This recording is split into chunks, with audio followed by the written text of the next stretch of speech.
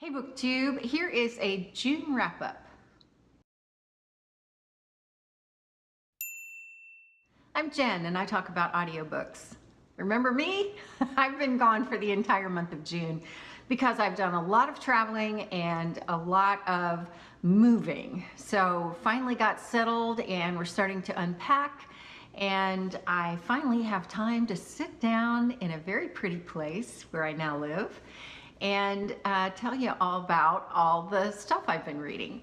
I am not going to tell you all the things I read in June, but I'm going to give you some highlights.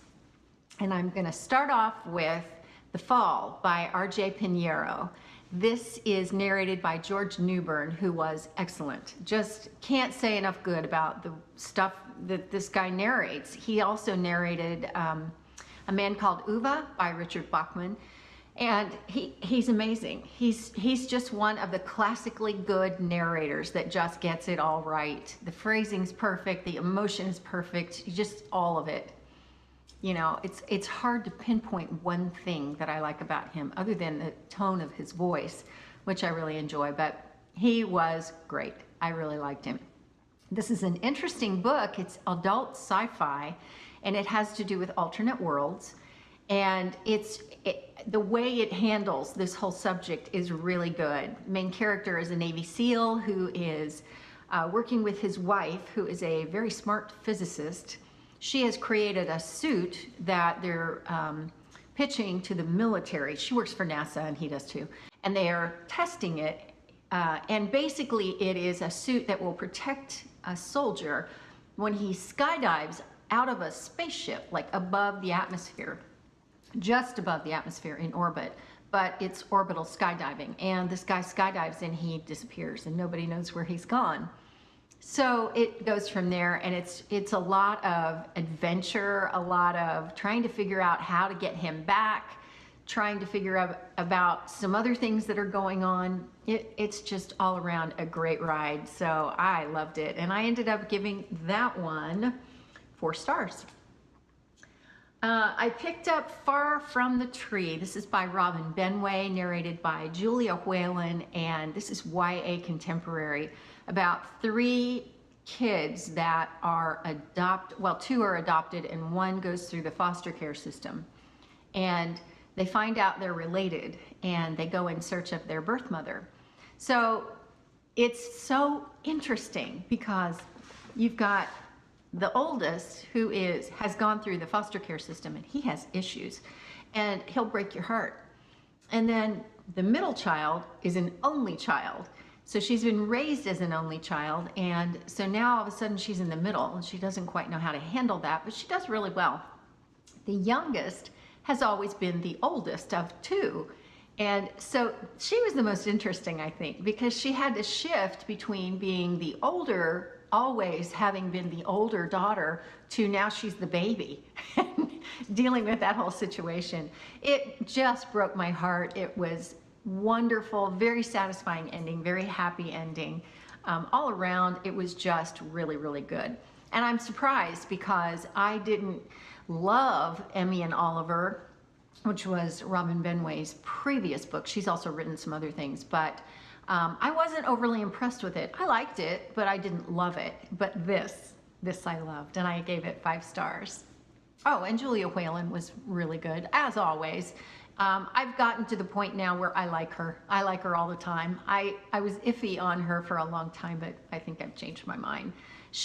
Her lower register for male voices isn't my favorite, but she's so good at getting you into the story and you lose yourself. So that's why she's really good. So that's why I changed my mind. Then I picked up A Reaper at the Gates, which is book 3 in the Ember in the Ashes series by Sabaa Tahir. I just finished that a couple of days ago. It was still in June, but it was just a couple of days ago. And that is narrated by 4 different people. Fiona Hardingham, Katherine McEwan is new to the narration. Steve West has been in the previous books, and then Maxwell Caulfield is also new to the narration. The book starts out with Maxwell Caulfield. It also ends with him, and he is kind of one of those older, seasoned narrator slash actors. So he embodies the Nightbringer, which is one of the characters, and that's a supernatural character. He's not a fairy kind of person, but he's also not human. So he's a bit ominous, and Caulfield just, oh man, he captured that so well. He was the perfect voice for this character. And then Fiona Hardingham is Leia, and or Leia, I think Leia. And then Steve West is the voice of Elias. And these are two favorite characters of mine. I love both of them. And they've really evolved in their characters when they started out in the very beginning, and they've evolved, you know, as they've gone along. This series has really taken an interesting turn. And then Katherine McEwan is the voice of the Blood Shrike. This world is just so good, and these voice actors are all British, and they just, oh wow. The way that they interpreted several of the characters as being from different parts of the place where it's set, they were able to pull in like a Welsh accent and a Scottish accent. It was, oh wow, that was so good. It was so entertaining, and the story is, it picked up where the second book left off. This is a 4-book series. It is YA fantasy, and it is very reminiscent of the Roman Empire, but you have to throw in Fey magic.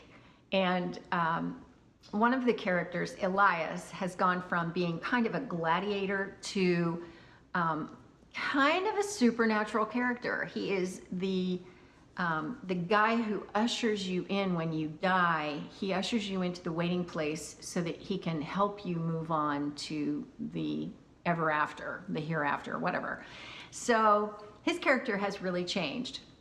The thing about this book that gave me pause was only that it felt like they spent a lot of time trying to get somewhere but spinning their wheels in the end, you know, and that made me feel like it was filler, like middle book syndrome.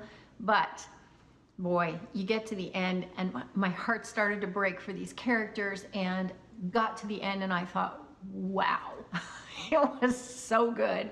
I cannot believe that I have to wait for the 4th book until next year. And I did read A Torch Against the Night, which is book 2, before I picked this one up, and wow, it was just amazing. It really was amazing. The reason I don't like the book is, or don't like the series, is that I've had to wait for each one. But I do like it because when I do get to the end, I'm going to marathon the whole thing and enjoy it all over again. So, last one was The Book of M by Peng Shepherd. This is narrated by James Fouhey and Emily Wu Zeller. The narration was amazing. You know, James Fouhey, I've heard him before and I've liked him, but I haven't loved him like I did in this book. So it was amazing. Emily Wu Zeller was so good, and I have found her voice to be a little on the high end, but here it was just so good. She, again, captured the character so amazingly well that I was just so impressed. Could not be more impressed with the narration. And the book is about a thing that happens in the world where people start losing their shadows, like their shadow just vanishes. And because it vanishes, they then begin to lose their memory. And it's not just, I forget where I put this. It's to the point where they forget to eat. They don't know how to work a doorknob. They don't know where they live. They just forget everything, to the point where they almost cease to exist. And so it's got a little bit of a magical realism element to it, which was amazing. And I got to the end and I just cried, because it has a plot twist that I just, stabbed me in the heart.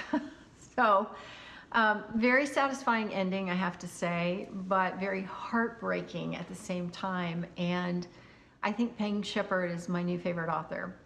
This, again, was adult sci-fi, and wow, if you haven't picked it up, why? What are you doing with your life? You need to pick this up. And that just came out, actually, at the beginning of June, so. Anyway, that was June. Those were the highlights. I also read a lot of other stuff. I read a lot of romance and a couple other sci-fi things and, you know, some YA.